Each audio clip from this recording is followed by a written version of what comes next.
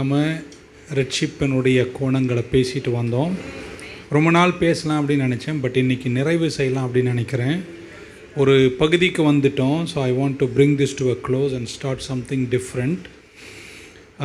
மீண்டும் பிறப்பது, ஆவிக்குரிய பிறப்பு, ரிடம்ஷனை பற்றி பேசணும், மீட்பை பற்றி பேசணும். ஒருவன் கிறிஸ்துவுக்குள்ளானால் அவன் புதிய சிருஷ்டி. ஜெர்மன் கார் இன்ஜினை மறக்காதீங்கோ. நீதிகரிக்கப்படுவது அல்லது ஜஸ்டிஃபிகேஷன், நம்மளை சட்டப்பூர்வமாக கடவுள் குற்றமற்றவர்கள் என்று நிர்ணயித்து விட்டார். சாங்டிஃபிகேஷன், நம் பிரித்தெடுக்கப்பட்டவர்கள். எல்லாத்துக்கும் நம்ம பயன்படக்கூடாது. இதுக்காக மட்டும்தான் நம்மளை கடவுள் வச்சிருக்கிறாரு. அட்டோன்மெண்ட், அவரோடு ஒப்புரவாகுதல் என்ற பங்கையும் போன வாரம் நீதியை குறித்து நீங்களும் நானும் நீதிமான்களாகிவிட்டோம், ஆவதல்ல ஆகிவிட்டோம். நம்ம ஒரு நீதியின் வேஷத்தை தரித்து நடிக்க வேண்டிய அவசியம். we are already righteous in God. இன்றைக்கி லாஸ்ட்டாக இப்படி முடிச்சுட்டு வேறு ஒரு பகுதிக்கு சென்று விட்டு அடுத்த வருஷம் இந்த நேரம் வரும்போது மிச்சம் 7 வாரத்தை முடிச்சிடலாம் அப்படின்னு. ஸோ எப்படியும் பேசிகிட்டே இருக்கணும் பாருங்கள். நீங்கள் ஏதோ ஒன்று கற்றுக்கொண்டே இருக்கீங்க நம்புகிறேன். ஸோ நம்ம விசுவாசிகளாய் அவரை ஏற்றுக்கொண்டு இந்த 7 வாரங்கள் கற்றுக்கொண்டதெல்லாம் புரிந்து கொண்டவர்களை பார்த்து இப்படி சொல்ல விரும்புகிறேன். நீங்களும் நானும் தேவனுடைய புத்திரர்கள். இன்னும் ஒரு சன்ஸ் மட்டுமல்ல, டாட்டர்ஸ். நீங்கள் புத்திரர்களாயிருக்கிறீர்கள், புத்திரிகளாயிருக்கிறீர்கள். பைபிள் அப்படி சொல்லுகிறது. ஸோ நம்ம எப்படி இந்த ரட்சிக்கப்பட்டு மீட்படைஞ்சு புது சிருஷ்டியாய் நீதிகரிக்கப்பட்டு பிரித்தெடுக்கப்பட்ட நம்ம எப்படி பிள்ளைகளாகிறோம்? How did we become sons and daughters? எப்படி நீங்களும் நானும் குமாரர்களும் குமாரத்திகளாய் மாறினோம் இப்படி சொன்னால், it is through the process of adoption. Amen. அதற்கு தமிழ் வார்த்தை நம்மளை தத்தெடுத்தார். நம்மளை குடும்பத்தில் என்ன செஞ்சாருங்க? ஏற்றுக்கொண்டார். ஸோ அதற்கு சொல்வது இங்கிலீஷில் டிவைன் அடாப்ஷன். ஆமென். நம்மை குடும்பத்துக்குள் அவர் என்ன செஞ்சாருங்க? ஏற்றுக்கொண்டார். ஸோ அடாப்ஷன்னா என்ன? டிவைன் அடாப்ஷன், தெய்வீக தத்தெடுப்பு அல்லது அடாப்ஷன் அப்படின்றத டிஃபைன் பண்ணால் நான் இப்படி சிம்பிளாக டிஃபைன் பண்ணலாம். ஒரு தெய்வீக divine work by which God receives born again believers as his sons and daughters. குமாரர்களாய் குமாரத்திகளாக விசுவாசிகளாய் இருக்கிற நம்மை, மீட்டு கொண்ட நம்மை, நீதிகரிக்கப்பட்ட நம்மை அவருடைய பிள்ளைகளாக மாற்றுவதற்கு தேவன் செய்கிற தெய்வீக செயல்தான் adoption. It's a divine work, it's a process through which God made you and me sons and daughters of God. இவ்வளோ 8 வாரம் படித்தவங்கெல்லாம் பக்கத்தில் தைரியமாக சொல்லு, நான் மகள் அப்படின்னு சொல்லு. மகனாக இருந்தால் மகன்னு சொல்லு. அந்த சொன்ன மூஞ்சியில் எதுவுமே தெரியல, எந்த ஒரு எக்ஸ்ப்ரெஷனுமே இல்லை. ஆமென். குமாரர் அப்படின்றதுல ஒரு சந்தோஷம் வேணாமாங்க? ஸோ இட் இஸ் a divine work. இது ஒரு தெய்வீக ப்ராசஸ். இதை இனிஷியேட் பண்ணது கர்த்தர். அவர் அந்த வேலையெல்லாம் செஞ்சார். ஆகையால் மீட்கப்பட்ட நம்ம அவருடைய பிள்ளைகள் ஆயிருக்கிறோம். ஆமென். மீண்டும் பிறப்பது என்பது ஒன்று.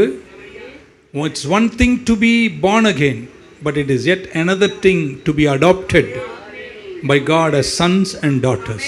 குமாரர்கள் குமாரத்திகள் ஏற்றுக்கொள்ளப்படுவது ரொம்ப முக்கியம். ஆமென். ஸோ நம்மளை என்னைக்கு அவர் ஏற்றுக்கொண்டாரோ, நம்மளை யாராக ஏற்றுக்கொள்கிறாராம்? துரோகி, வேலைக்காரன் அப்படிலாம் கிடையாது. குமாரர்களும் குமாரத்தி. அதை நீங்கள் புரிஞ்சாவே உங்கள் வாழ்க்கை செழிச்சோங்கிடும். Very different. I mean, let's read only one passage and quickly will finish. Romans 8:15-16. I mean, Romans 8:15-16. For you did not receive the spirit of bondage. You have not received the spirit of bondage again to fear, but you received the spirit of adoption. You received the spirit of adoption, whereby we cry, Abba, Father. The Spirit Himself, the Holy Spirit Himself, beareth witness with our spirit that we are children of God. தமிழில் நம்முடைய புரிதலுக்காக எல்லாரும் படிப்போம், நிறுத்தி படிக்கணும். அந்தப்படி திரும்பவும் பயப்படுகிறதுக்கு நீங்கள் அடிமைத்தனத்தின் ஆவியை பெறல. அதனால ஆண்டவர்கிட்ட வந்தவங்க யாரும் நீங்க பயப்பட்டு அடிமைகள் மாதிரிலாம் இருக்கு. ஓகே, அந்த ஆவி உங்களுக்கு, அடிமையின் ஆவி உங்களுக்கு தரல, அப்பா பிதாவே என்று கூப்பிடுகின்ற புத்திர ஸ்வீகாரத்தின் ஆவியை பெற்றீர்கள். ஆமென். அந்த இங்கிலீஷ்ல தான் இருக்குது. You have received the spirit of adoption அப்படின்னு இங்கிலீஷ் பைபிளில் வருது. பாருங்க, மொழிபெயர்ப்பை திரும்பியும் நம்ம ரொம்ப யோசிக்க வேண்டியிருக்கு. அதெல்லாம் தமிழ் படிக்கும்போது அப்படியே தாண்டி போயிடும். அடாப்ஷன் என்ற வேர்டு அங்கே இங்கிலீஷில் பயன்படுத்துகிறாரு. அதுக்கப்புறம் அடுத்த வசனம், நாம் தேவனுடைய பிள்ளைகளாயிருக்கிறோம் என்று ஆவியானவர் தாமே நம்முடைய ஆவியோடு கூட சாட்சி கொடுக்கிறார். உங்களுக்குள்ள பரிசுத்தாவி இருக்காரா? உங்க பரிசுத்தாவியானவர் உங்க ஆவிக்கு என்ன சொல்றாருன்னா, நீங்க யாராயிட்டீங்களா? நீங்க அடிமையும் துரோகிங்கெல்லாம் கிடையாதா? நீங்க யாராயிட்டீங்களா? மீட்கப்பட்டவங்களாம் ஒரு அல்லேலூயா சொல்லுங்க பார்ப்போம். ஸோ நம்ம யார் அப்படின்றத இந்த கிறிஸ்தவ வாழ்க்கையில் புரிஞ்சுக்கிட்டா நம்ம வாழ்க்கை வேற லெவலில் இருக்கும். ஆனால் நிறைய பேர் அதை கேட்குறோமே தவிர அதனுடைய நிறைவிலையும் வாழ்க்கை பாதையிலும் நம்ம அதை புரியாமலே வாழ்ந்து கொண்டிருப்பதனால் இதெல்லாம் கேட்டுட்டு அப்புறம் வேற ஏதாவது சொன்ன உடனே நம்ம அதை கேட்குறோம். ஒரு தீர்க்கதரிசி சொல்வதல்ல, ஒரு தேவ மனுஷன் சொல்வதல்ல, யாரோ சொல்ற கூற்றுகள் கதைகள் அல்ல. We must be consistent with scriptures. வசனத்தில் நல்ல வேரூன்றி இந்த 8 வாரத்தின் அஸ்திவாரத்தை நீங்க அமைச்சிட்டீங்கன்னா உங்க கிறிஸ்தவ விசுவாசம் ஒரு நாளும் அசைக்கப்படுவதில்லை. What are the things we believe as Christians அப்படின்றதுல இந்த 8 விஷயங்கள் ரொம்ப ரொம்ப முக்கியமானது. இன்னைக்கு நான் பேசுவது நீங்களும் நானும் ரட்சிக்க ஆவியில் பெறப்படுத்த பின்பு இந்த ப்ராசஸில் வந்த நம்மளை கடவுள் யாராக வச்சிருக்காருங்க? பிள்ளைகளாகும்படிக்கு கர்த்தர் கொடுத்துட்டார். ஆமென். We have to understand that. So ரோமர் 8:15-16 ஒரு நாளும் மறக்காதீங்க. அடாப்ஷன் என்ற வேர்டு இங்கிலீஷ் பைபிளில் நிறைய சில முறைகள் பயன்படுத்தப்பட்டிருக்கின்றன. 15-16 அந்த வேர்டு அப்போஸ்தலனாகிய பவுல் ரோம திருச்சபைக்கு எழுதும்போது பயன்படுத்துகிறார். 3 அப்சர்வேஷன்ஸை சொல்லிட்டு நான் முடிச்சிடறேன். நம்பர் 1, உங்களுக்கும் எனக்கும் கர்த்தர் கொடுத்த ஆவி அடிமைத்தனத்தின் ஆவி அல்ல, புத்திரர்களாக ஏற்றுக்கொள்ளுகிற spirit of adoption. Amen. God did not give us a spirit of bondage to fear. English பாருங்க, He gave us the spirit of adoption. நல்லா கேட்டுக்கோங்க, நமக்கு தந்த ஆவி அடிமைத்தனத்தின் ஆவி அல்ல, பிள்ளைகளாகும்படிக்கு ஏற்றுக்கொள்ளப்படுகிற ஆவி. ஸோ நீங்கள் ரட்சிக்கப்பட்ட நீங்கள் யாரும் அடிமைகள்லாம் கிடையாது. உங்களை ஏற்றுக்கொள்ளும் போது உங்களுக்கு தந்த ஸ்பிரிட்டு பாண்டேஜ் ஸ்பிரிட் கிடையாது.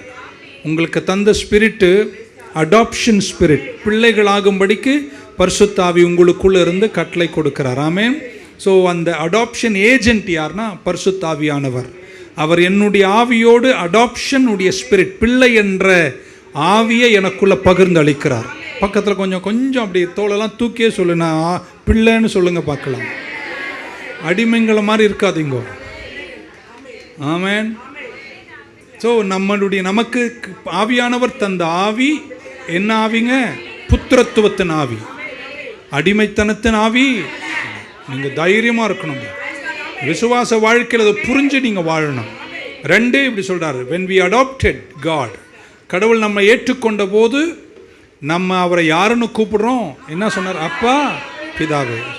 1, எனக்கு கிடைத்த ஆவி அடிமைத்தனத்தின் ஆவி அல்ல, அது புத்திரத்துவத்தின் ஆவி. 2, அந்த ஆவி எனக்கு கிடைச்சதுனாலும் பரிசுத்தாவி என் ஆவியோடு அதை சொல்கிறதுனால நான் அவரை கூப்பிடுகிற ஒரு உரிமை எனக்கு கொடுத்துருக்கிறாரு. அந்த உரிமையின்படி நான் அவரை யாருன்னு கூப்பிடுறேன்? அப்பான்னு கூப்பிடுறேன். இங்கிலீஷில் அப்பா ஃபாதர், அப்பா பிதாவே என்று அழைக்கிற புத்திர ஸ்வீகாரத்தின் ஆவியை கடவுள் எனக்கு கொடுத்திருக்கிறார். ஆமென். ஸோ இந்த ஸ்பிரிட் ஆஃப் அடாப்ஷன் அவரை எனக்கு தகப்பனாக மாற்றியிருக்கிறார். He gives me the right word to call God. ஆண்டவரை யாருன்னு நான் கூப்பிடணுங்க? அப்பான்னு கூப்பிடுறேன். அப்பா ஃபாதர், தந்தையே, தகப்பனே அப்படின்னு கூப்பிடுற புத்திர ஸ்வீகாரத்தை தான் உனக்கு கொடுத்துருக்கார்.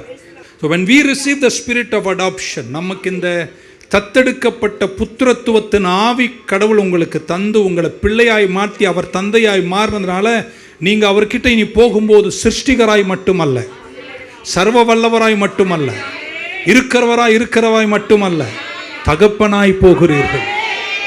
அது நல்ல ஆழமாக நீங்கள் புரிஞ்சுக்கணும். ஒரு ஃபேமிலி ரிலேஷன்ஷிப்பை கடவுள் நமக்கு கொடுத்திருக்கிறார். சொல், நம்ம ஒரு குடும்பங்கன்னு சொல்லுங்க பார்க்கலாம். அவர் தந்தை ஆயிட்டாரு, நீங்களும் நான் யாராயிட்டோம்? பிள்ளை ஆயிட்டோம். இப்போ நம்ம யாராயிட்டோம்? குடும்பம். ஆமென். ஒருத்தர் முறைச்சிக்காதீங்கன்றார். பரிசுத்தாவியான ஒரு டீப் அஷூரன்ஸ், ஒரு ஆழமான நம்பிக்கையை என் ஆவியில் வைக்கிறாரு. என்னவென்றால் அவர் தகப்பன், நாங்கள் inner confidence that makes us aware that God has accepted me. Justification அப்படின்னு நம்ம படித்தோம். நீதிகரிக்கப்படுவது, அது ஒரு லீகல் ஸ்டேட்மெண்ட். உங்களை சட்டப்பூர்வமாக பைபிள் என்ன சொல்லுதுன்னா, நீ குற்றவாளி இல்லை அப்படின்னு நிரூபிச்சிடுச்சு. உனக்கு விரோதமாக இனி வழக்கு இல்லை, இனி உண்மையில் குற்றம் சுமராது. ஸோ ஜஸ்டிஃபிகேஷன் வேறு, அது உங்கள் குற்றம் இல்லைன்னு ப்ரொனவுன்ஸ் பண்ணியிருக்கு. ஆனால் அடாப்ஷன் வேறு. நீங்கள் ஒரு நீதிமன்றம் போனீங்க, உங்கள் மேலே குற்றம் இருக்குது, ஜட்ஜு நீதியரசர் உட்கார்றாரு, எல்லாம் முடிஞ்ச பின்பு நீ குற்றமற்றவர் என்று அவர் ப்ரொனவுன்ஸ் பண்ணுறாரு, உங்களை அக்விட் பண்ணுறாங்க, டிஸ்சார்ஜ் பண்ணுறாங்க, நீங்கள் விடுதலையாக வீட்டுக்கு போயிடுறீங்க. ஆமென். ஆனால் நீங்கள் இன்னும் யார் ஆகலை? பிள்ளை ஆகலை. அங்கே அந்த இடத்தோடு நின்று விடக்கூடாது. குற்றமற்றவன் என்று புரிந்த பின்னாடி உங்களை அவர் யாராக மாற்ற நினைக்கிறாருங்க? பிள்ளையாக மாற்ற நினைக்கிறாரு. ஜட்ஜு கோட்டை கழட்டி போட்டு அவர் வீட்டுக்கு போயிடுவார். நீ பிள்ளை ஆவதில்லை. நான் பிள்ளை ஆவது எப்படின்னா, பரிசுத்தாவியானவர் எனக்குள்ளே வந்து என் ஆவியோடு சொல்கிறார், இனி நீ அடிமை அல்ல, நீ யாராயிட்ட? பிள்ளை ஆயிட்ட. உனக்கு ஒரு அதிகாரத்தை தருகிறேன். நீ அவரை நீ யாருன்னு கூப்பிடணும்? அப்பா பிதாவை என்று கூப்பிடுகிற புத்திர ஸ்வீகாரத்தை கடவுள் உங்களுக்கு தருகிறார். ஆமென். ஹல்லேலூயா. ஸோ இந்த ஏழு விஷயங்களை படித்த பின்னாடி அடாப்ஷனை அது கூட நீங்கள் சேர்த்துக்கலனா இந்த மீட்பினுடைய சால்வேஷனுடைய பங்குகள் நிறைவாகாது. ரட்சிக்கப்பட்டேன், நீதிகரிக்கப்பட்டுட்டேன், பரிசுத்தமாயிட்டேன், இப்படின்னு பல விஷயங்களை செய்வது மட்டுமல்ல, எல்லாத்தையும் தாண்டி கடைசியில் நீங்கள் எங்கே வரணுங்க? அவர் தகப்பன், நான் பிள்ளை என்ற இடத்துல நீங்கள் வந்துடுங்க. அது உங்களை இன்னும் உரிமை உள்ளதாய் மாற்றுகிறது. ஆமென். In addition to justifying you, he becomes your father and you become sons and daughters. ஆமென். அந்த ப்ராசஸ் அவர் செய்கிறார். ஜட்ஜு உங்களை விடுதலை ஆக்குகிறாரு, ஆனால் புத்திர ஸ்வீகாரம் உங்களுக்கு உறவை தருகிறார். You get a deeper relationship with God. என்னைக்கு நீதிகரிக்கப்பட்டீங்களோ அன்னைக்கு உனக்கு விரோதமாய் பாவம் இல்லை, இனி உண்மையில் குற்றம் சுமராது.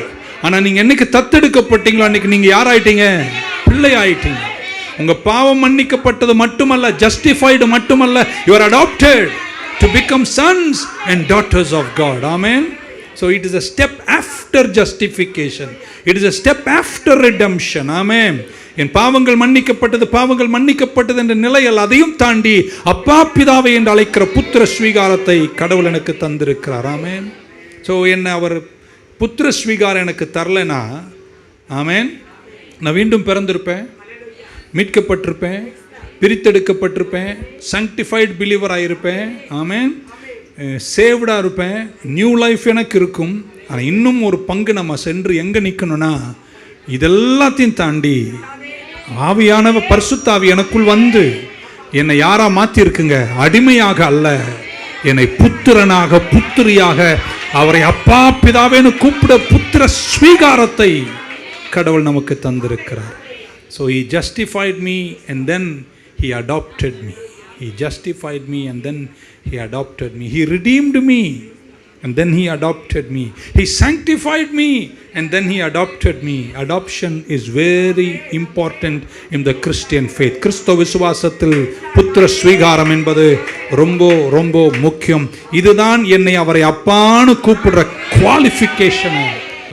நம்ம சொன்னது நீங்கள் புரிஞ்சுக்கணும். அந்த ரோமரில் வாசித்த வாசனம், how does it make take place? இது எப்படி என் வாழ்வில் நிறைவேறுகிறது? எப்படி கர்த்தர் அதை செய்கிறார்? 2-3 வார்த்தை சொல்லிவிட்டு முடிச்சிடுறேன். ஏன்னா திஸ் இஸ் க்ளோசிங். 8வது வாரம் முடிக்கிறேன். அடுத்த வாரத்திலிருந்து வேறு after the Easter we will continue on a different thing. ரொம்ப நாள் ரட்சிப்பே படிச்சுட்டு சிலர்லாம் அப்படியே சுமார் ஆகுறீங்கனால கொஞ்சம் வித்தியாசத்தை கொடுத்துட்டு திரும்பியும் ஒரு 8 வாரங்கள் இதை பற்றி நம்ம பேசுவோம். ஆமென். யோவான் சுவிசேஷம், ஹவு டிட் திஸ் ஹேப்பன் அப்படின்னு 2 வார்த்தை சிம்பிளாக பேசுகிறவங்க புரிஞ்சுப்பீங்க. John 1:12-13. யோவான் சுவிசேஷம் 1ஆம் அதிகாரம் 12-13. But as many as received him, But as many as received him, to them he gave the right to become the children of God, to those who believe in his name, who are born not of blood, nor of the will of the flesh, nor of the will of man, but of God.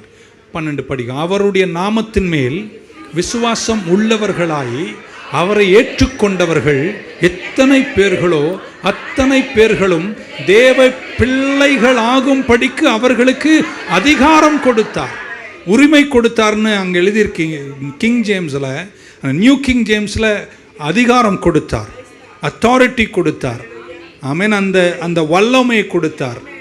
King ஜேம்ஸில் எப்படி எழுதினா, he gave them the right to become the children of God. நான் நினைக்கிறேன் அதை புரிஞ்சதுக்கு அப்புறம் தான் king James version, new king James வந்தபோது right ரெண்டு word எடுத்துட்டு அங்கே he gave them the power to become the sons of God அப்படின்னு எழுதியிருப்பதை நான் பார்க்குறேன். ஆமென். he gave them the right to become the children of God, to those who believe in his name, who are born not of blood, nor of the will of flesh, nor of the will of man, but of God. Amen. So right to become children அப்படின்னு இருக்கு, power to become children எழுதியிருக்கு.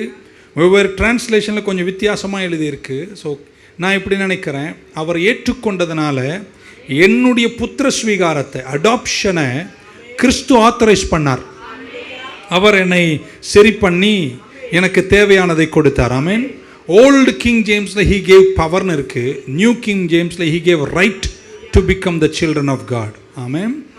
Power அப்படின்னா அந்த ability to do something அப்படின்னு அர்த்தம். ஆக்சுவலாக அந்த வேர்டுக்கு அர்த்தம் நான் இப்படி நினைக்கிறேன், he gave us the authorization, he gave me the permission to become, he gave me the authorization to become the child of God. Amen.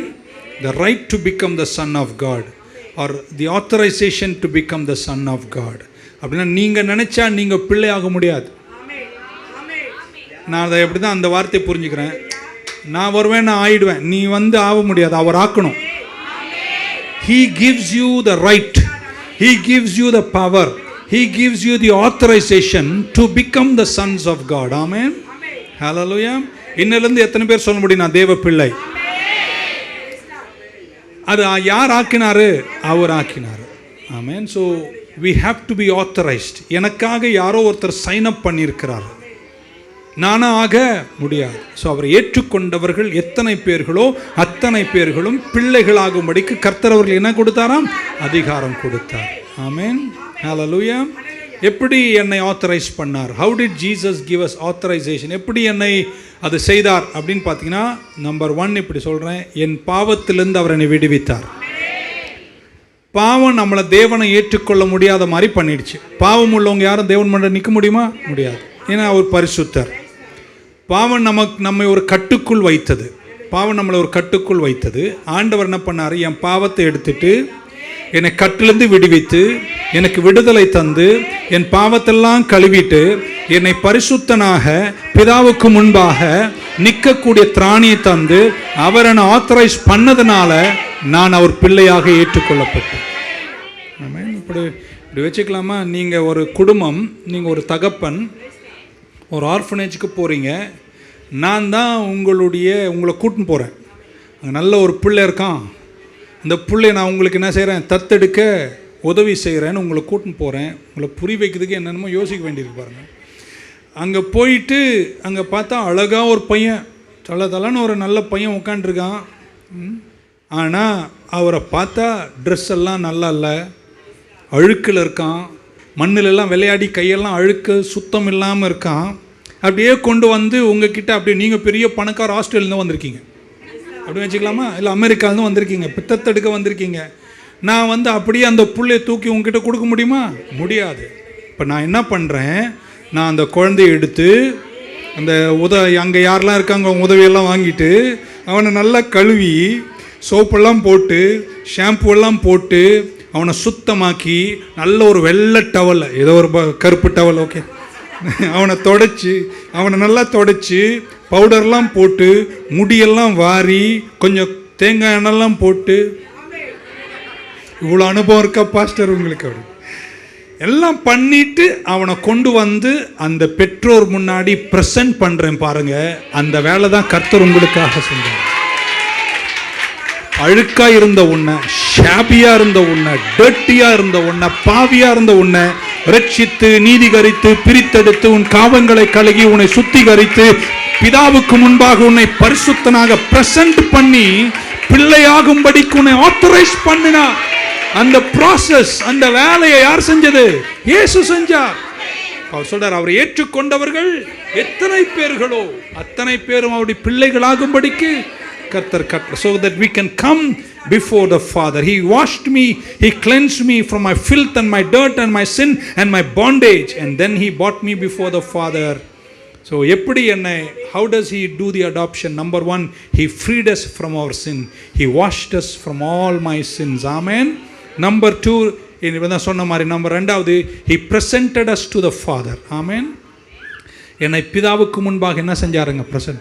நான் போகும்போது என்ன பண்ணேன், இங்கே ஒரு கடை புதுசாக வந்திருக்குல்ல, என்ன துணி கடை, ஜெயச்சந்திரன் போயிட்டு அழகாக ஒரு ஜிப்பா மாதிரி ஒரு ட்ரெஸ் எல்லாம் வாங்கி அந்த பையனுக்கு ஏற்ற மாதிரி வாங்கி அவனுடைய பழைய வஸ்திரத்தை எடுத்துட்டு அவன் போட்டிருந்த கிழிஞ்சு போன கந்தையை எல்லாம் கழட்டிட்டு புது வஸ்திரத்தை போட்டு நல்ல பலன்னு மணக்கிற ஒரு ட்ரெஸ்ஸை போட்டு என்னவா என்ன அவனை கொண்டு போய் யார் முன்னாடி ப்ரெசன்ட் பண்ணேன்? அந்த விலையேற பெற்ற தகப்பன் முன்னாடி நான் ப்ரெசன்ட் பண்ணேன். ஆமென். அவர் நம்மை கழுவாமல் இருந்திருந்தால் நீங்களும் நானும் பிதாவின் சமூகத்தில் பிரவேசித்திருக்க முடியாது. அவர் எனக்கு புது வஸ்திரத்தை, நீதியின் வஸ்திரத்தை தராமல் இருந்திருந்தால் நான் பிதாவின் சமூகத்தில் பிரவேசித்திருக்க கூடாது. அவர் என்னை கழுவாமல் இருந்திருந்தால் நான் அவர் சமூகத்தில் பிரவேசித்திருக்க கூடாது. ஆனால் அவர் நீதியை என் மேல வச்சுட்டு என் கிழிந்த வஸ்திரத்தை தூக்கி எறிஞ்சிட்டு என்னை புது வஸ்திரம் தரித்து நீதிமானாய் நிறுத்தி, He presented me as a righteous man before the Father. Not my righteousness, His righteousness. துணி கடையில வாங்கிட்டு வந்தது யாருங்க? யாருங்க துணி கடையில வாங்கிட்டு, ஜெயச்சந்திரால வாங்கிட்டு வந்தது? நான் தாங்க வாங்கிட்டு வந்தேன். ஆமென். நீ போட்ட துணி எப்படி இருந்துச்சு? அது பிதாவுக்கு பிடிக்காது, அவங்களுக்கு பிடிக்காது. அதனால நான் எல்லாத்தையும் செஞ்சது நானு. நீங்க செஞ்சது ஒன்னே ஒண்ணு, என்னை ஏற்றுக்கொண்டீர்கள், என்னை விசுவாசித்தீர்கள். விசுவாசித்த உங்களை நான் நீதிமான்களாய் மாற்றினேன். He made us acceptable and presentable before the Father. Amen. மூன்றாவது இப்படி சொல்லிட்டு நம்ம முடிக்கலாம். The third thing Jesus did, அவருடைய குமாரத்துவத்தை, அவருடைய புத்திரத்துவத்தை எனக்கு ஷேர் பண்ணாருங்க. இப்போ எங்கள் அப்பாவுக்கு நான் ஒரு புள்ளன்னு வைங்களேன், இன்னொரு புள்ள வந்தால் நான் என்ன செஞ்சிருக்க மாட்டேன்? கொடுத்துருக்க மாட்டேன், துரத்தி அடிச்சிருப்பேன். அவருடைய புத்திரத்துவத்தை, ஒரே பேரான குமாரனாக இருந்த அவர், ஒன்லி பிகாட்டன் சன், அவர் பிதாவினிடத்தில் வந்து அவர் பிதாவினிடத்தில் சொல்கிறாரு, இவனையும் நான் நம்ம குடும்பத்தில் என்னுடைய இளைய குமாரனாக நான் அவனை ப்ரெசன்ட் பண்ணுறேன்னு குமாரத்துவத்தை என் கூட ஷேர் பண்ண இயேசுவை நீ எழுந்து கொண்டாடி இருக்க வேண்டாமா? என்னை கழுவினார், என்னை சுத்திகரித்தார், எனக்கு புது வஸ்திரத்தை தந்தார். ஆமென். என்னை ப்ரெசன்ட் பண்ணினார். அதுக்கப்புறம் அவருடைய புத்திரத்துவத்தை என் கூட என்ன செஞ்சாருங்க? ஷேர் பண்ணார். I want to say something very important, so listen carefully. Amen. Yesu மட்டும் இல்லைன்னா நம்ம பிதாவினிடத்தில் வந்திருக்கவே முடியாது. அவருடைய புத்திரத்துவம் என்ற பங்கில் எனக்கும் ஷேர் கொடுத்தார். அவர் ஒரே பேரான குமாரனாக இருந்திருக்கலாம், ஆனால் என்னையும் குமாரத்துவத்தின் பங்கில் அவர் ஏற்றுக்கொண்டார். இப்போ நீங்கள் யார் ஆயிட்டீங்கன்னு சொல்லிட்டு வரேன்? இயேசுவே தெய்வமே, இப்போ நீங்கள் யார் ஆயிட்டீங்கன்னு சொல்லிட்டு வரேன்? பிள்ளைகள் ஆயிட்டீங்க. அவர் யார் ஆயிட்டாரு? அப்பா ஆயிட்டார். அவர் என்னன்னு கூப்பிடுவீங்களா? அப்பா, பிதாவேன்னு கூப்பிடுறீங்க. எல்லாம் பண்ணி என்னை கழுவி சுத்திகரித்து அவர் முன்னாடி ப்ரெசன்ட் பண்ணி, ஆமென். இப்போ என்னை யாராக மாற்றிட்டாரு? பிள்ளையாக மாற்றிட்டாரு. குமாரத்துவத்தை, புத்திரத்துவத்தை எனக்கு குடும்பத்தில் ஷேர் பண்ணாரு. அதனால நீங்கள் என்ன கேட்கலாம், அப்போ நானும் இயேசுவை போல மாறிவிட்டேனோ அப்படின்னு நீங்கள் கேட்டால் எஸ் அண்ட் நோ. ஆமென். ஆமாம் ஆனால் இல்லை அப்படின்னு தான் நான் சொல்லுவேன். Do we become sons of God? Yes. Do we become Jesus? No. அதனால் நீங்கள் நல்லா கேட்டுக்கணும். நம்ம ஆளுங்க சிலர் வந்து நாங்களாம் இயேசு ஆயிட்டோம்னு சொல்லிட்டு இருக்காங்க. நான் இப்படி சொல்ல விரும்புகிறேன், நீங்கள் குமாரர் ஆயிட்டீங்க, ஆனால் இயேசு ஆகலை. ஜீசஸ் என்ற அந்த சன்ஷிப், குமாரன் இயேசு என்ற அந்த புத்திரத்துவம், அது திரித்துவத்தில், காட் ஹெட், தெய்வீக தலைமத்துவத்தில் இருக்கின்ற அந்த பங்குல உங்களுக்கு இடம் இல்லை.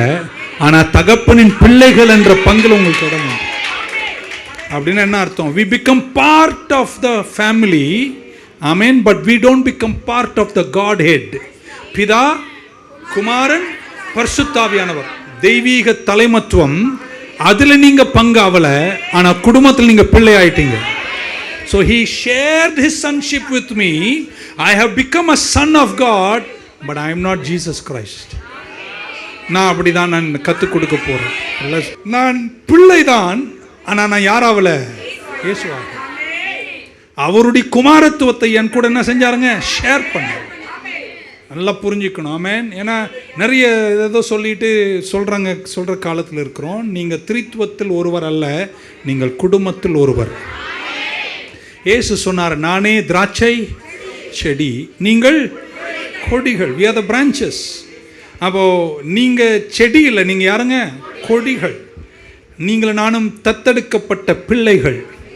உங்களை திராட்சை செடியில் அவர் கிராஃப்ட் பண்ணிட்டார். நீங்கள் செடியின் பங்கு ஆயிட்டீங்க.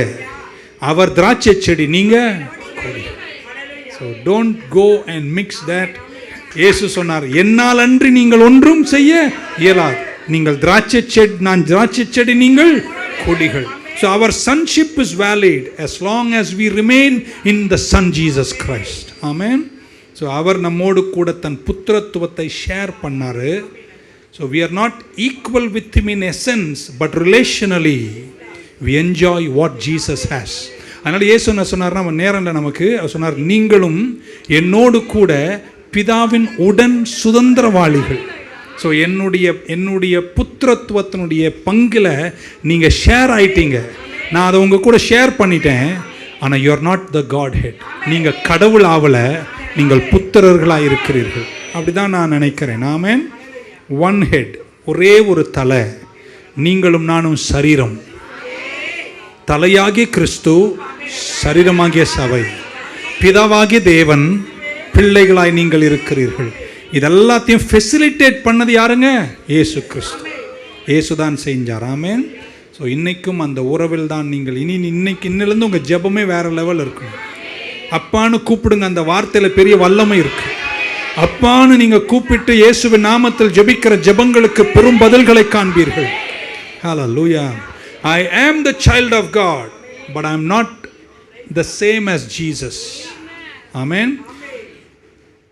அந்த சன்ஷிப்பில், புத்திரத்துவத்தில் பார்ட்டிசிபேட் பண்ண எனக்கு கர்த்தர் அதிகாரம் கொடுத்தார், ஆத்தரைஸ் பண்ணிட்டார், ஃபெசிலிட்டேட் பண்ணிட்டார். நான் உள்ளே வந்துட்டேன். அவர் செடியில் நான் ஒரு கொடியாக மாறிட்டேன். அவர் தலையாக இருக்கிறார், நான் சரீரமாக இருக்கிறேன். அவருக்குள் நான் வளர்ந்து கனி கொடுத்து அவர் விரும்புகிற வாழ்க்கை இந்த பூமியில் வாழ்ந்து செழிப்பேன்னு சொல்கிறவங்க மட்டும் கையை உயர்த்தி ஒரு அலையில சொல்லுங்க பார்க்க. ஸோ என்னுடைய புத்திரத்துவத்தை, என்னுடைய அடாப்ஷனை ஆத்தரைஸ் பண்ணது இயேசு கிறிஸ்து. ஆமென். அவர் ஆத்தரைஸ் பண்ணலைன்னா நான் புத்திரன் ஆயிருக்க முடியாது. உங்கள் அடாப்ஷனை இயேசு ஆத்தரைஸ் பண்ணார். அவர் ஆத்தரைஸ் பண்ணலைன்னா நான் புத்திரன் ஆயிருக்கவே முடியாது. அல்லேலூயா. ஸோ நீங்கள் பிள்ளைகளாக இருக்க மாட்டீர்கள். நீங்கள் யாரும் நீங்களாகவே பிள்ளையாக முடியாது. நீங்கள் எதையும் கொடுத்து பிள்ளையாக முடியாது. நீங்கள் எந்த இன்ஃப்ளூயன்ஸும் பண்ணி பிள்ளையாக முடியாது. நீங்கள் பிள்ளையாவதற்கு காரணம் இயேசுவை ஏற்றுக்கொண்டவர்கள் எத்தனை பேர்களோ அத்தனை பேர்களும் பிள்ளைகளாகிற அதிகாரம் கொடுத்து திராட்சை செடியின் கொடியாக மாற்றி அவர் ஜீவன் உங்களில் இருக்க நீங்கள் பூமியில கனி கொடுத்து இந்த பூமியில செழித்தோங்கி தலையாகி கிறிஸ்துவின் சரீரமாகிய சபையாக பூமியில் நீங்கள் ஓங்கி படருகிறீர்கள். நல்ல ஒரு ஆமேன்னு சொல்லுங்க பார்க்க. முடிக்க போகிறேன். ஒரு பாட்டு பாடணும். ரொம்ப நாள் சின்ன வயசில் பாடுவேன். இயேசுவின் குடும்பம் ஒன்று உண்டு. கடைசியில் அந்த பாட்டோடு முடிச்சிடலாம். 3 things, 3 விஷயங்கள் இந்த அடாப்ஷன், இந்த புத்திரத்துவம் எனக்கு செஞ்ச 3 விஷயங்கள். 1, புத்திரத்துவம் என்னை தேவ குடும்பத்துக்குள் கொண்டு வந்தது. பக்க சொல்ல, நம்ம ஒரு குடும்பங்க. அவர் நாமத்தை எனக்கு கொடுத்தார். அந்த ஃபேமிலி நேமை எனக்கு கொடுத்தார். நம்ம குடும்பம் ரொம்ப பெருசு. சாராமா இன்னைக்கு இல்லை, கேஜி கோஷி இன்னைக்கு இல்லை, பெரிய அண்ணன் இன்னொரு இருக்கிறார், ஒரு அண்ணன் இருக்கிறாரு. இன்னும் எத்தனை நாள் நாங்கள் ஒன்றா இருப்போம் நமக்கு தெரியாது. ஆனால் நான் வச்சுக்கிறேனே ஒரு குடும்பம், இது பெரிய குடும்பம், சந்தோஷமா இருக்கு. இன்னிலிருந்து உங்க சகோதரனை சகோதரிய சர்ச்சில் பார்க்கும்போது நீங்க பார்க்க வேண்டிய பார்வையை குடும்ப பார்வை. We are in the family. Amen. Adoption brought me into God's family. என்னைக்கு நீங்கள் பிள்ளைகள் ஆனீர்களோ அன்னைக்கு நீங்கள் யாரா மாறினீர்கள்? சகோதரர்களும் சகோதரிகளும் ஆனீர்கள். வெறும் ஒரு சர்ச் மெம்பர் இல்ல, நம்ம ஒரு சொல்லாததெல்லாம் என்னங்கோ, நம்ம யாராயிட்டோம் அப்படின்னு வீட்டுக்கு போயிடாதீங்க. இது வேற வம்பு, எங்க குடும்பங்க அப்படின்னு நைட்டு வாய்ப்பு இல்லை ராஜா. சில வரமுறைகளோடு வாழ்வோம், அதே நேரத்தில் நம்ம யாரா இருக்கிறோம்? குடும்பமா இருக்கிறோம். In Christ Jesus we are a family. Amen. He made us brothers and sisters. எங்க சின்ன வயசுல எங்களுடைய சபையார், எங்க மூத்தவர்கள் எல்லாம் எங்களை கற்றுக் கொடுக்கும்போது எல்லாருமே என்னன்னு கூப்பிட சொல்லுவாங்கன்னா பிரதர் சிஸ்டர். நம்ம பெந்தேகோஸ்தே திருச்சபையில் தான் அது ஓங்கி வளர்ந்தது. யாரப்பா அது, வாங்க பிரதர், வாங்க சிஸ்டர். ஸோ இந்த குடும்பத்தில் நம்ம யாரா இருக்கிறோம்? சகோதரர்களும். அந்த காலத்தில் இந்த மாதாந்திர கூட்டத்துக்கெல்லாம் போகும் பாருங்க, எல்லாருமே என்னன்னு கூப்பிடுவாங்க? பிரதர் சிஸ்டர் தான் கூப்பிடுவாங்க. So we acknowledge brothers and sisters in Christ. Hallelujah. இப்படி சொல்கிறேங்க, நான் நிஜமாக பாசத்தோடு ஆனந்த கண்ணீரோடு சொல்கிறேன். என் தாய் என் தகப்பன் எனக்கு தந்த குடும்பத்தை விட தேவன் எனக்கு தந்த குடும்பம் 37 வருஷம் 35 வருஷமாக ஊழியம் பண்ணிட்டு இருக்கேங்க. இன்ன வரைக்கும் எவ்வளவோ கடினங்கள், கஷ்டங்கள், கண்ணீர்கள், வழக்குகள், போராட்டங்கள், இதெல்லாம் நம்மளை தாங்கி நின்றது யாருங்க? ஒரு குடும்பங்க. அந்த குடும்பம் கேஜி கோஷியும் சாராமா தந்த குடும்பம். அதுக்காக நன்றி சொல்கிறேன். அவங்கள நான் கொச்சைப்படுத்தல, அது குடும்பம். அதை விட எனக்கு நின்ற குடும்பம் கர்த்தருடைய பிள்ளைகள், the children of God. இந்த ஃபேமிலிக்காக எத்தனை பேர் பலத்தோடு சொல்வீங்க? அந்த நன்றி உணர்வோடு, எந்த உடைவோடு, எந்த வேதனையோடு, என்ன பிரிவினைகளோடு வாழ்க்கை தொலைஞ்சு போய் என்கிட்ட வந்தாலும் நான் அவங்கள இயேசு பார்க்கிற பார்வையில் தான் பார்க்கிறேனே தவிர என் பரிசுத்த பார்வையை நான் ஓரம் வச்சுட்டு அவங்கள தூக்கி விட தான் இந்த சபையில் இருக்கிறேன். எந்த நிலையில நீ இருந்தாலும் உன்னை வெறுக்காதவர் இயேசு ஒருவரே. ஹல்லேலூயா. இன்னைக்கோ என்னைக்கோ ஜீவன் நம்மை விட்டு என்ன செய்யுங்க? பிரிக்கப்படும். பிரிக்கப்பட்ட பின்னாடி என் குடும்பத்தில் ரட்சிக்கப்பட்டு இருந்தாங்கன்னா அவங்க அந்த குடும்பத்தில் ஒரு நாள் என் கூட இருப்பாங்க. ரட்சிக்கப்படலைன்னா அவங்க கூட அந்த குடும்பத்தில் இருக்க மாட்டாங்க. ஆனால் நீங்கள்லாம் என் கூட கடைசி வரையும் இருப்பீங்கன்ற ஒரு சந்தோஷம் என்னன்னா, நம்ம எல்லாரும் ஒரு குடும்பம் ஆயிட்டோம்.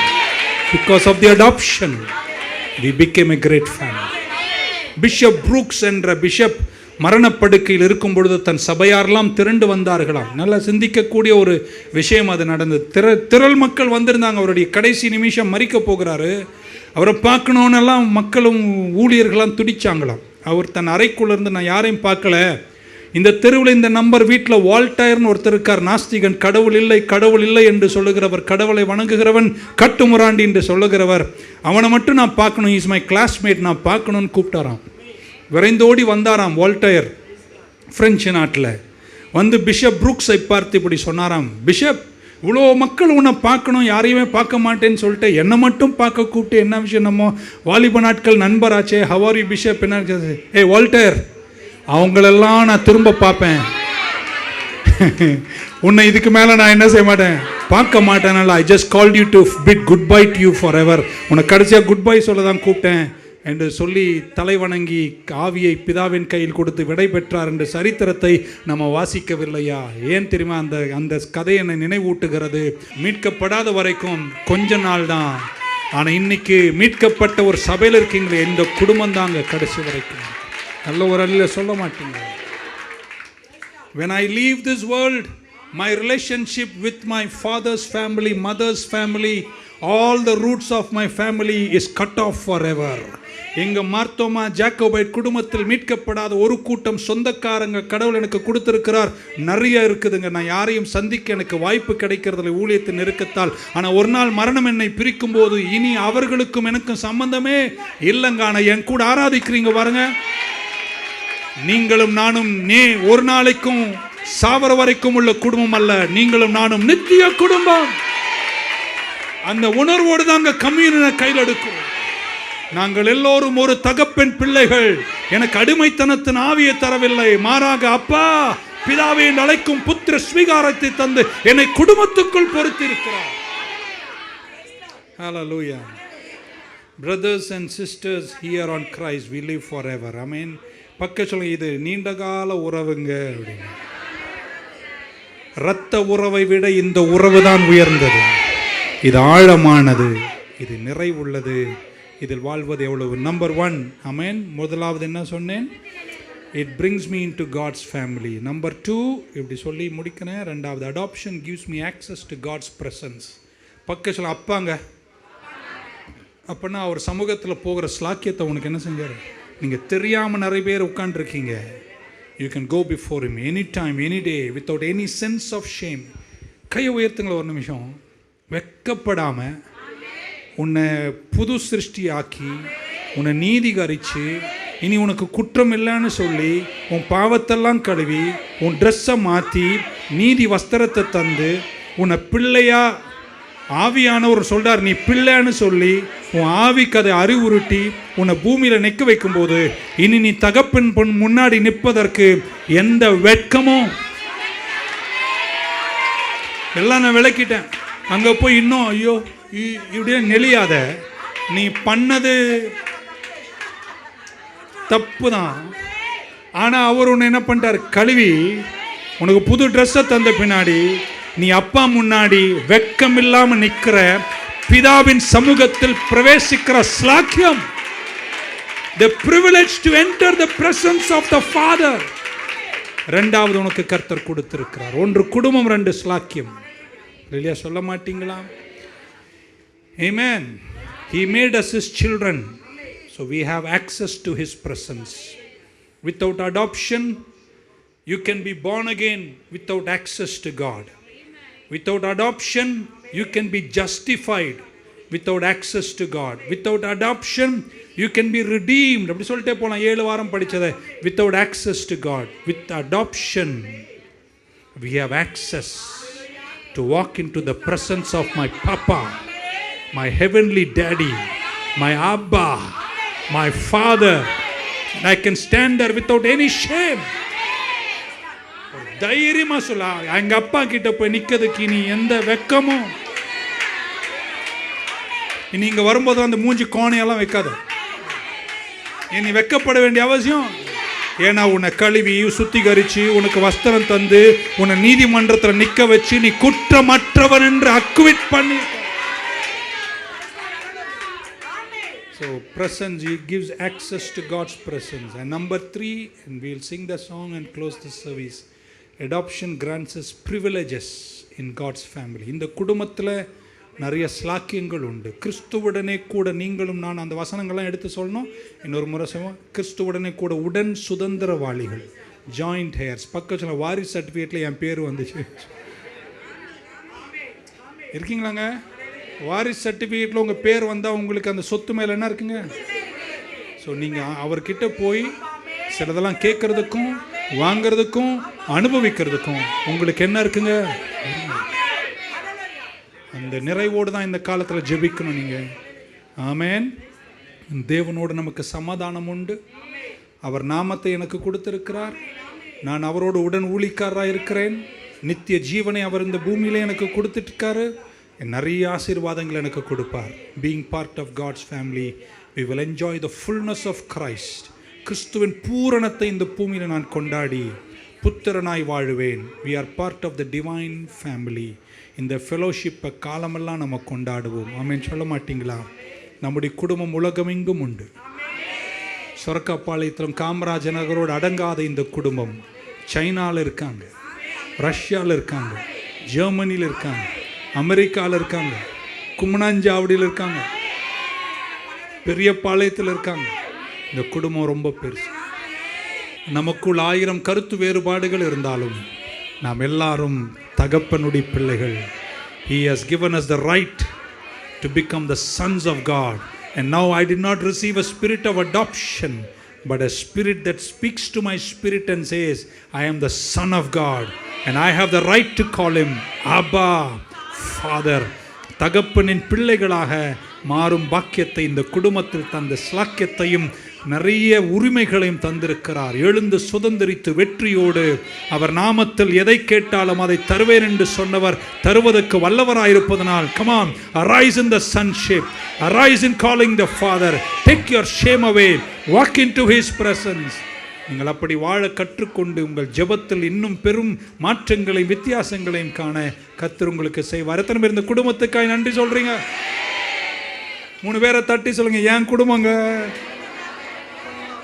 அந்த பாட்டு பொருத்தமா இருக்கும். இயேசுவின் குடும்பம் ஒன்று உண்டு, அன்பு நிறைந்த இடம் ஒன்று, உயர்வும் இல்லை, எங்கு தாழ்வும் இல்லை, ஏழை இல்லை, பணக்காரர் இல்லை, ஜாதி இல்லை, கிரீட் இல்லை, கேஸ்ட் இல்லை, நிறம் இல்லை, கருப்பும் உண்டு, வெள்ளையும் உண்டு, மஞ்சள் உண்டு, பிரவுன் உண்டு, எல்லாத்தையும் கர்த்தர் நேசிக்கிறாரு. எங்க குடும்பம் நல்லதுன்னு சொல்றவங்களா கையை தட்டி ஆமென் சொல்ல மாட்டீங்களா? Let's go, let's sing that song. Thank you, Jesus.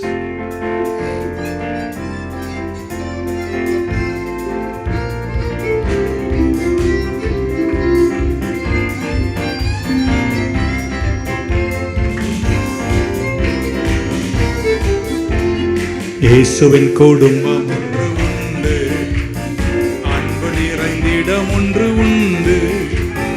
இயேசுவின் குடும்பம் ஒன்று உண்டு, அன்பு நிறைந்த இடம் ஒன்று உண்டு. உயர்வும் இல்லை, இங்கு தாழ்வும் இல்லை, ஏழை இல்லை, பணக்காரர் இல்லை.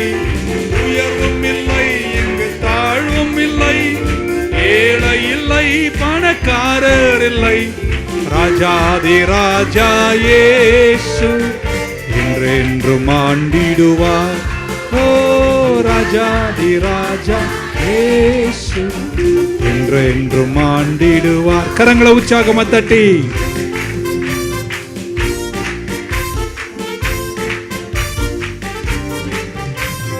பாவம் இல்லை, அங்கு சாபம் இல்லை, வியாதி இல்லை, கடும் பசியும் இல்லை. அங்கு சாபம் இல்லை, வியாதி இல்லை, கடும் பசியும் இல்லை. ராஜாதி ராஜா இயேசு என்றென்றும் ஆண்டிடுவார்.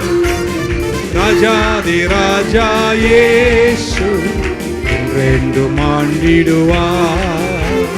இயேசுவின் குடும்பம் ஒன்று உண்டு, அன்பு நிறைந்த இடம் ஒன்று உண்டு. இயேசுவின் குடும்பம் ஒன்று உண்டு, அன்பு நிறைந்த இடம் ஒன்று உண்டு. தலைக்கு மேல ஒரு தட்டுவான்.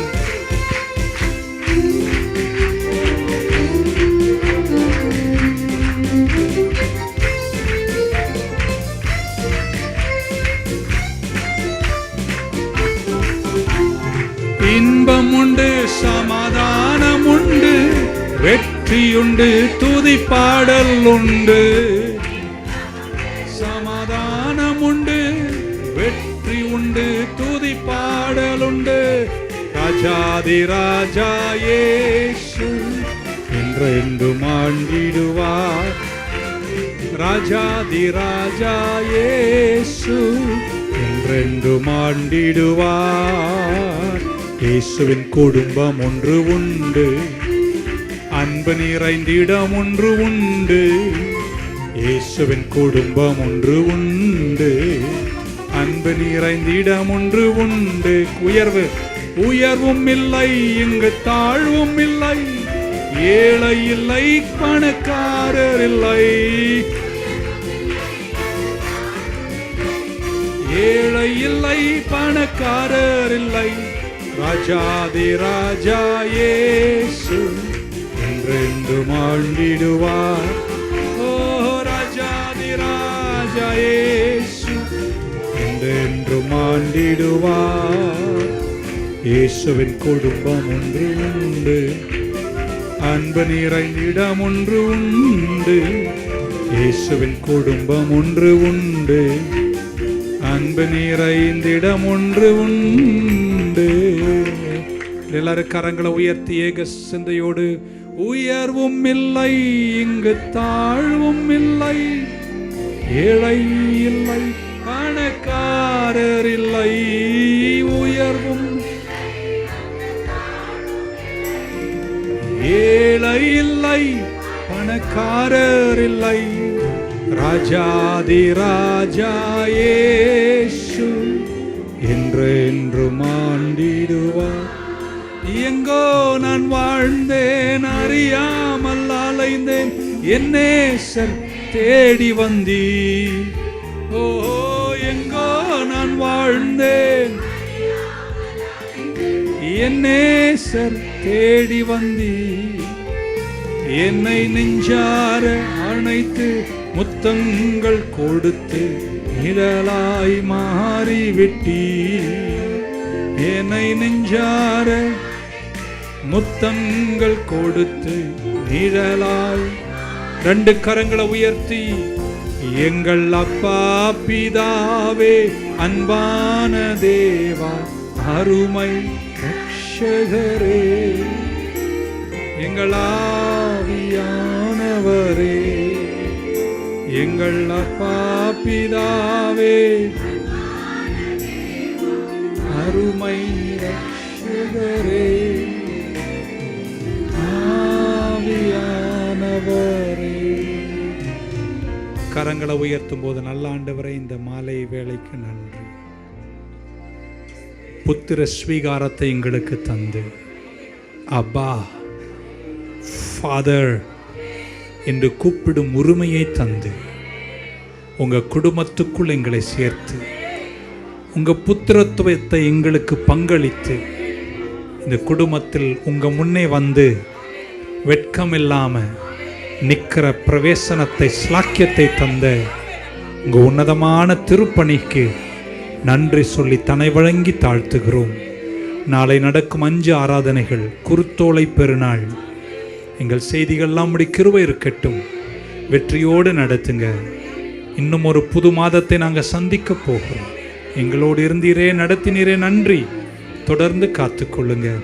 இயேசு கிறிஸ்துவின் நாமத்தில் ஜெபிக்கிறோம் ஜீவனுள்ள எங்கள் நல்ல பிதாவே. சேர்ந்து சொல்லுமா, என் ஆத்துமாவே முழுவலுமே பரிசுத்த நாமத்தை ஸ்தோத்திரி. என் ஆத்துமாவே கர்த்தரை ஸ்தோத்திரி, அவர் செய்த சகல உபகாரங்களை மறவாது. கர்த்தராகிய இயேசு கிறிஸ்துவின் கிருபை, பிதாவாகி தேவனுடைய அன்பு, பரிசுத்தாவின் ஐக்கியம் நம் அனைவரோடும், எல்லா பரிசுத்தமான திருச்சபையோடும் கூடி வந்த நம்ம தேவ மக்கள் யாவரோடும் இன்றும் இன்றும் இருப்பதாக. இயேசுவின் குடும்பம் ஒன்று உண்டு, அன்பு நிறைந்திடம் ஒன்று உண்டு. இயேசுவின் குடும்பம் ஒன்று உண்டு, அன்பு நிறைந்திடம் ஒன்று உண்டு. உயர்வும் இல்லை இங்கு தாழ்வும் இல்லை, ஏழை இல்லை பணக்காரர் இல்லை. உயர்வும் இல்லை இங்கு தாழ்வும் இல்லை, ஏழை இல்லை பணக்காரர் இல்லை. ராஜாதி ராஜா இயேசு என்றென்றும் ஆண்டிடுவார். ஓ ராஜாதி ராஜா இயேசு என்றென்றும்